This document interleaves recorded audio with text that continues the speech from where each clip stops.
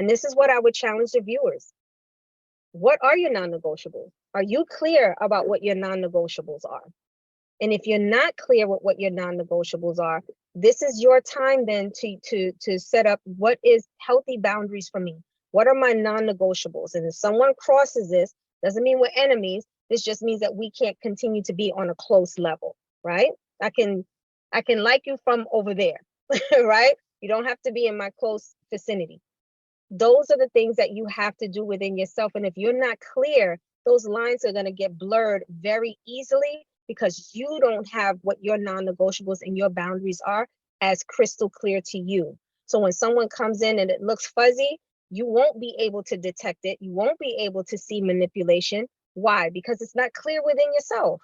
So write them down, journal, write them down. Get clear with who you are. One of the things that I'm doing in my personal development right now is not just being by myself, but sitting in silence.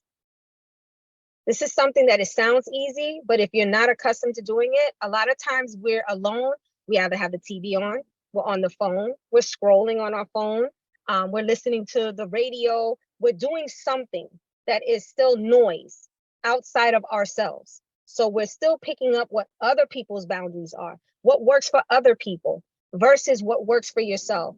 So the best thing for you to do is to make sure that you are getting very crystal clear about who you are and what works for you. And that's sitting in silence. So if that's after Fajr, you're sitting down and you're being clear about your thoughts, you'll be amazed at what your own mind and your soul and your heart will tell you about what you find healthy and what you find not healthy. And when you have the moral compass of Islam, that becomes very clear for you. But you have to sit within yourself and be in silent alone with no other noise except what's in your heart and what's in your mind.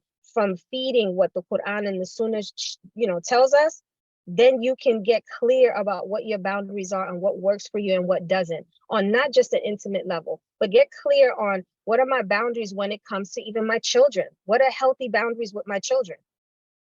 If it's crossing the line of you wanting me to accept something that is not acceptable to Allah, what is your boundary that, I'm not going to cross this line. This is a non-negotiable. How are we with unbelieving parents or family members? What are boundaries that we say, these are my non-negotiables that I am not going to cross? And if they're asking me to do this, I'm crystal clear that nope, I'm not going to do it. Same thing in friendships, same thing in relationships.